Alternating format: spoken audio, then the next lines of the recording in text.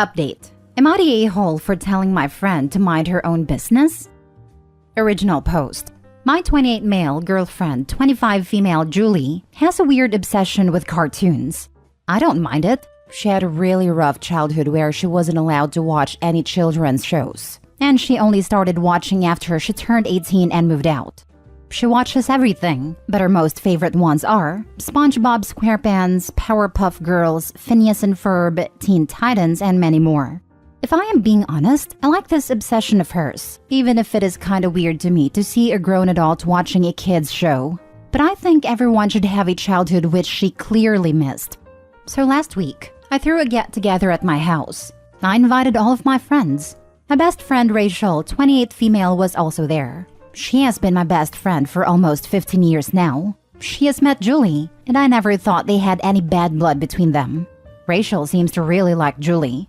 So at a party, we were all having fun and playing games. I should mention that Rachel was wearing a fedora. Julie had to stay late for work that day, so when she arrived, the party had already started. When Rachel came to say hi, she didn't have her fedora on her head. She put that hat on in front of Julie, and Julie said in a mimicking Doofenshmirtz voice, "Perry the platypus." She thought this was funny because Rachel's last name is Perry. So Julie made a joke that she only gets it. I smirked a little, but it seems to have caught Rachel off guard. And when Julie went inside a room to change, Rachel, in front of everyone, told me my girlfriend was rude. I apologized and explained this is just a harmless joke she does, and this is a line from her favorite TV show, Phineas and Ferb. She didn't let it go. Instead, she started to press this matter even more. She asked me how can I date a literal child, and that it is really embarrassing that she behaves like one. I told her that's just how she is, but she doubled down and told me she finds it a little creepy that I am dating someone whose brain hasn't developed after 8 years of age. I find it a little offensive because Julie is very smart and works in a STEM field. Rachel also made some odd and hurtful comments seeing my girlfriend's plushies and doll collection.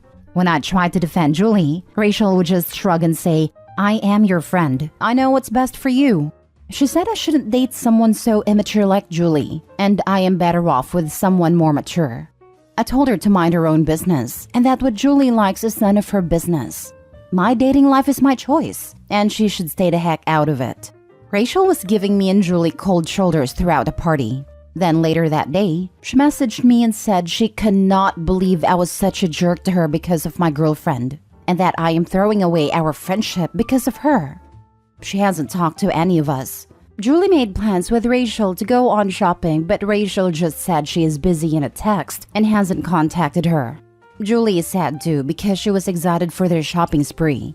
I didn't tell Julie about our fight because she adores Rachel. She would be crushed to know what Rachel has said about her. I am wondering if I went too far. Now for the top comments before reading the update. Does Rachel have a candle for you? Plenty of my adult friends have stuffed animals and watch cartoons, and they're tax-paying adults.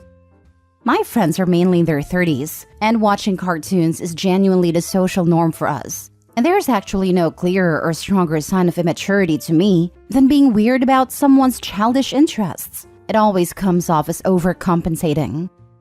Yes, love me some cartoons. Everyone I know that I consider smart likes cartoons. She's judgy and jealous. Also, Phineas and Ferb is amazing. Your girl has good taste. Rachel has a crush on you.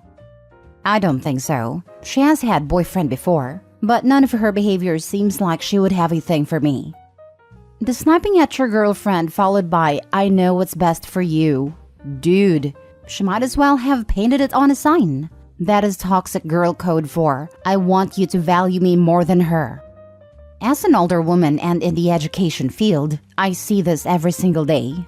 She likes you. The mature woman she thinks you should date is her. She's jealous, and it is eating her up. She will continuously find things to complain about her girlfriend or mock. She will always tell you that it's because you deserve better, etc. I see this every single day with my students.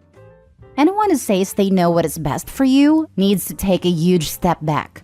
This is your life. You are happy. Let her know that she gets to give an opinion, but when you tell her you're happy, then she needs to stop. Your girlfriend isn't coming between you. Your friend thinking she knows best about your life is coming between you. Now for the update. Hello everyone. Not much has changed. I did talk to Rachel about it. I explained it to her how rude she was. I did tell my girlfriend why Rachel was upset, but Julie was not mad. Instead, she was very apologetic. She said if she knew Rachel would be upset of her little joke, she would have never said anything. She wants to apologize to Rachel. I tried to explain she has nothing to apologize for. She didn't do anything wrong. Instead, Rachel was the one who overreacted. But Julie put her foot down and invited Rachel on a dinner. Julie said sorry. She told Rachel about her childhood, about how her parents were strict and never let her have toys or let her siblings watch cartoon because they were academic nuts who thought those things were too distracting. Julie even cried while telling some of the stories, one of which was when her father beat her because he found a book of Harry Potter under her bed. She escaped that place after she turned 18. Rachel was good and apologized as well. She said she didn't know Julie had such rough childhood, and she was so insensitive towards her. I thought this was it, that Rachel had finally learned her lesson. But when the dinner was done, Rachel took me out to talk privately. She said she is now 100% sure Julie's not right for me. I asked her why, and she told me Julie has a lot of trauma, and I shouldn't be the one to carry the burden. She thinks Julie's past is going to be a problem if we ever have kids. She might start abusing them too. I got angry and told her Julie's nothing like that. She is sweet and kind. She has been going to therapy because of her childhood trauma, so she shouldn't be too hard on her. I even asked if she was jealous of Julie. Rachel did fumble on her words while saying no, but we got into an argument, and in the end, I told her I want some space from her.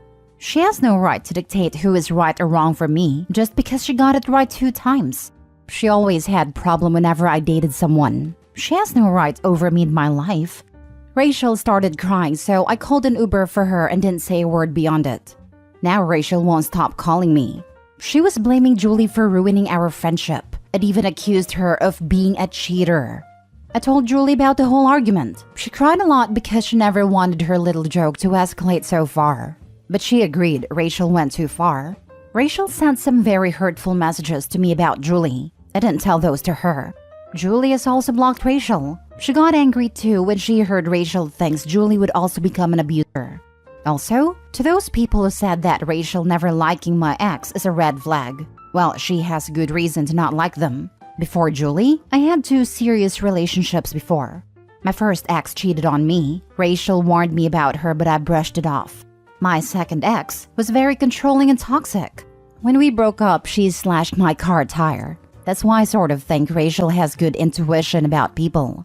But not this time, because I know she is wrong about Julie. And Rachel always had something to say whenever I wanted to date a girl.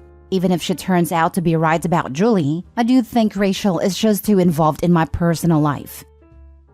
Rachel may not be jealous in a romantic sense, but she certainly wants to be the most important woman in Opie's life. His decision to put distance between himself and Rachel, regardless of whether Julie and him stay together, is 1000% the right decision. I can't imagine the arrogance to tell my closest friend, dump this person, I know what's best for you. Like, maybe I could imagine saying, I'm worried about ... But at the end of the day, I respect my friends and their ability to navigate their own relationships. I've had to be the bad guy and tell a friend that I think they're moving too quickly, or point out some glaring red flags I'm seeing with someone they're dating. But I've never tried to break someone up. Rachel isn't looking out for Opie. She's just jealous she's no longer the #1 girl in his life. Julie's joke didn't escalate the matter this far. Julie's joke didn't escalate anything.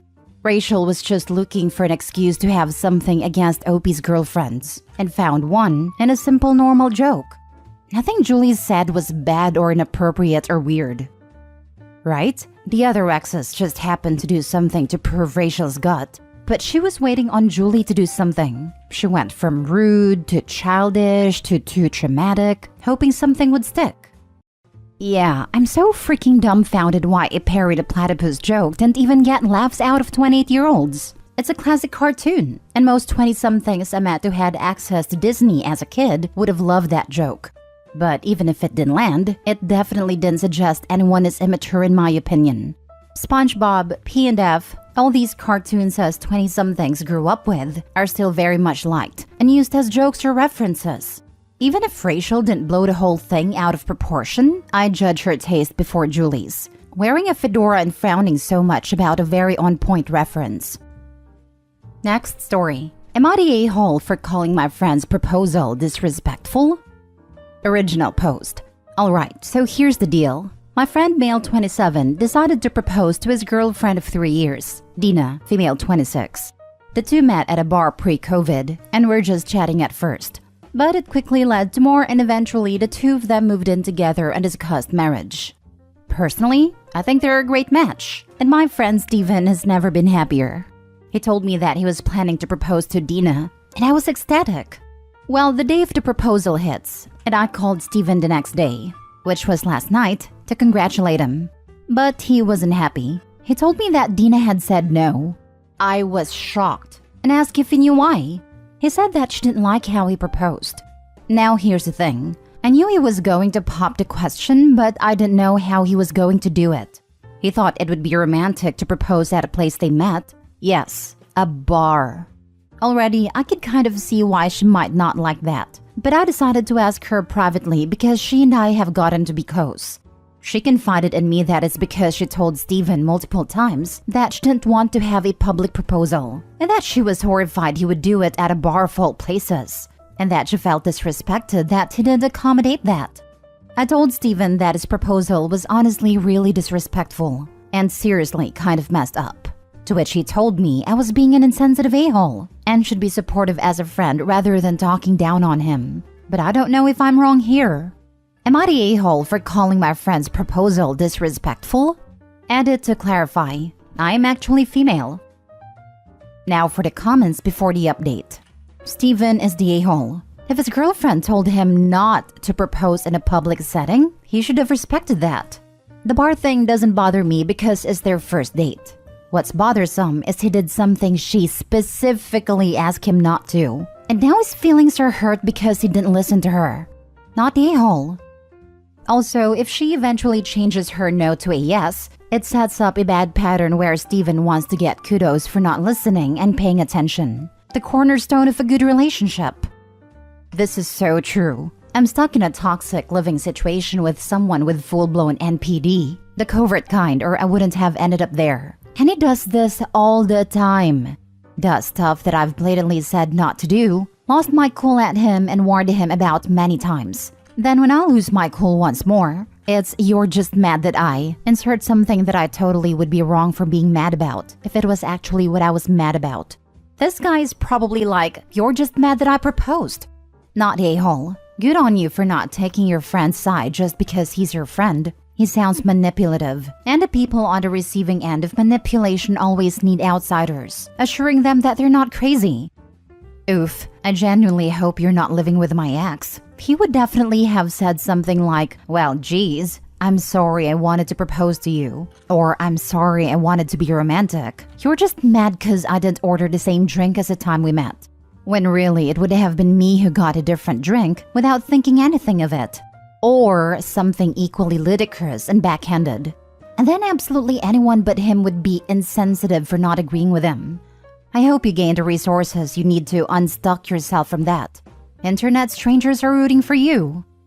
Not the a-hole. He's the one who's not listening to what his partner is saying. It's the same as like guys buying their girlfriend gold or silver rings, but they bought the wrong one. Like gold for their girlfriend who only wears silver. It shows a lack of caring and attentiveness on a very basic level. Like you should know your girlfriend's preferences. Now for the update. Update for those who ask. This whole situation played out far differently than I expected. I didn't know that Steven had a Reddit, and he saw everything. All of this.